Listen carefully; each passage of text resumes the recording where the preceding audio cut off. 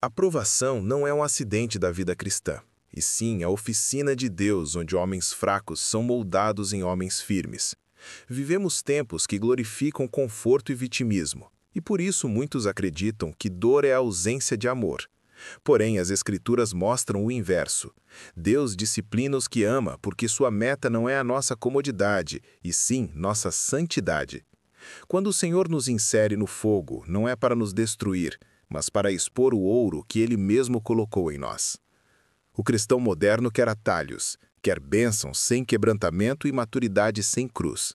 Mas Deus não cria homens inquebráveis à base de estímulos motivacionais. Ele forja pelo deserto. A provação é o método divino que revela quem somos e quem Ele é. Somente quando tudo desaba, aprendemos a depender de algo maior que nós. Somente quando forças humanas falham, percebemos que a fidelidade de Deus não falha. O fogo revela. Ele mostra onde nossa confiança realmente repousa. Diante da prova, percebemos que confiávamos mais em estabilidade financeira do que na provisão de Deus, que confiávamos mais em relacionamentos do que na fidelidade do Senhor, que confiávamos mais em nossa imagem do que na graça. A provação desnuda nossos ídolos porque somente no desespero o coração é obrigado a reconhecer sua fragilidade e voltar para o Criador. A idolatria não é destruída por conselhos suaves, e sim por intervenções firmes. Deus não compete com nossos ídolos, Ele os derruba. Quando a mão soberana retira o que sustentávamos com orgulho, Ele está nos salvando de nós mesmos. Muitos chamam isso de crueldade. A Bíblia chama de misericórdia. Nada mais amoroso do que ser arrancado de uma falsa segurança que nos levaria à ruína. Grande parte do cristianismo contemporâneo trata a aprovação como obra do inimigo, como se todo o sofrimento fosse resultado de ataque espiritual. Isso gera crentes frágeis que lutam contra o diabo, mas ignoram que a maior batalha acontece dentro do próprio coração. A Reforma nos lembra que Deus governa todas as coisas, inclusive aquilo que julgamos doloroso. A provação não escapa do seu controle. Ela faz parte do seu decreto sábio. Quando a dor chega, muitos perguntam onde Deus está. A resposta é simples. Ele está exatamente onde sempre esteve, sentado no trono e dirigindo cada detalhe para o nosso bem eterno. Mas esse bem não é conforto emocional, e sim conformidade à imagem de Cristo. A escola da aprovação tem uma única finalidade: transformar pecadores em discípulos firmes que não são guiados por emoções, mas por fé. Existem lições que só aprendemos no vale, não porque Deus não poderia ensiná-las em outro lugar, mas porque nosso coração é duro demais para aprender na calmaria. O vale é onde o ruído da vida diminui e a voz de Deus se torna audível. É ali que descobrimos que o Senhor está perto dos quebrantados e salva os contritos.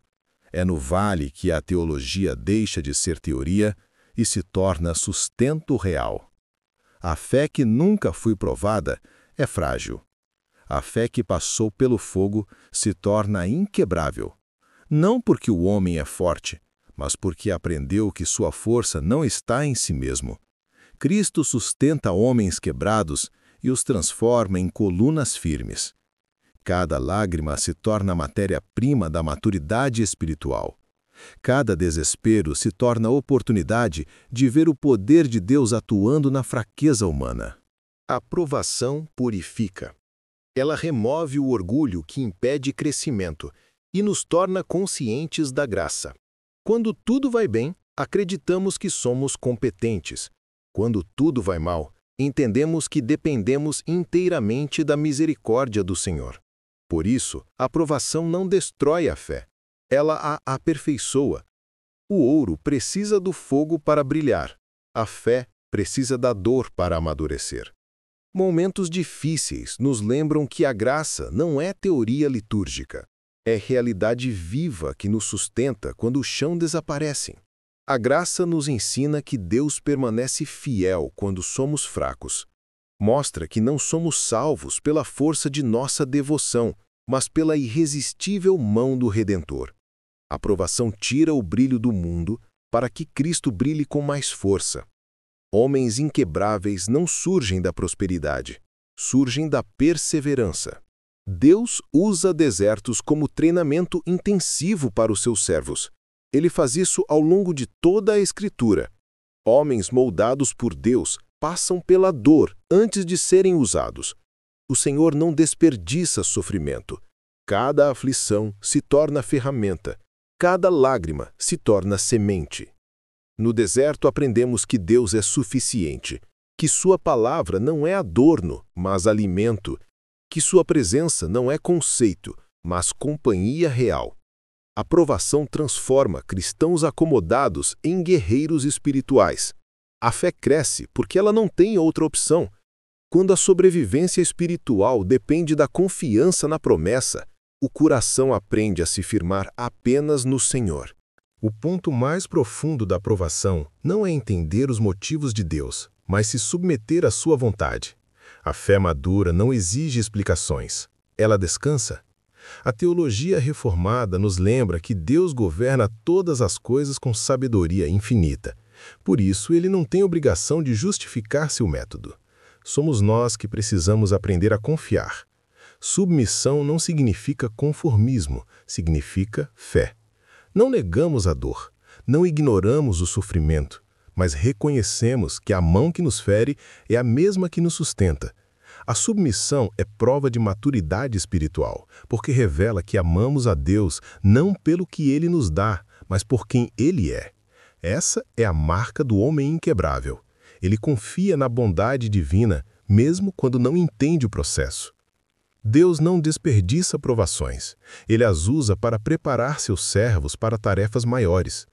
Homens fracos quebram sob pressão. Homens forjados se tornam instrumentos úteis. O fogo cria resistência. A dor cria sensibilidade. O deserto cria sabedoria. Um crente que passou por sofrimento se torna mais compassivo e mais firme. Sabe discernir, sabe aconselhar, sabe suportar. É por isso que Deus permite que alguns passem por provas mais intensas. Não porque os odeia, mas porque vai usá-los mais profundamente. Grandes responsabilidades exigem grande maturidade. E essa maturidade é fruto de crises. Um homem que foi quebrado por Deus não teme ser quebrado pelos homens. Sua identidade está selada na graça. Sua vida está ancorada no Senhor. Nada pode derrubá-lo. Há um tipo de adoração que só nasce no meio da dor. Uma adoração que não depende de circunstâncias, mas de convicção. A provação gera esse tipo de louvor. Quando tudo desmorona e ainda assim adoramos, ali está a prova de que nossa fé é verdadeira. Esse louvor não nasce da emoção, e sim da certeza da soberania divina. Homens inquebráveis adoram porque sabem que a dor não é o fim. Deus está conduzindo a história com precisão perfeita. A adoração no sofrimento é testemunho poderoso porque mostra que Cristo é mais precioso do que qualquer conforto terreno. Mostra que perdemos tudo, exceto o principal. E isso é suficiente. A maior verdade sobre o sofrimento é que Deus não observa de longe. Ele desce no vale. Ele caminha conosco. Ele sustenta cada passo. Mesmo quando parece silêncio, o Senhor nunca abandona os seus. A provação não é sinal de ausência, mas de presença. Ele está forjando em nós um caráter que refletirá a glória do seu Filho. Cristo passou pela maior provação da história para que pudéssemos suportar as nossas. Seu sofrimento não foi apenas exemplo, mas redenção. Ele venceu a dor para que nossa dor não tivesse a palavra final. Por isso podemos enfrentar qualquer vale com confiança. O Deus que nos chama ao fogo é o mesmo que nos carrega nele. Nenhum homem se torna forte fugindo da dor. Deus cria homens inquebráveis através de provações reais, porque sua meta é formar discípulos maduros que permaneçam firmes quando o mundo desaba. A escola da provação é dura, mas gloriosa, e cada cristão que passa por ela sai mais parecido com Cristo. mais humilde, mais firme, mais dependente da graça. Se Deus está te forjando, não desista. O fogo não é teu inimigo, ele é o ambiente onde Deus molda teu caráter. O Senhor está transformando tua fraqueza em força, não para a tua glória, mas para a dele. E no final você verá que valeu a pena, porque homens inquebráveis são formados apenas por um Deus que nunca quebra suas promessas.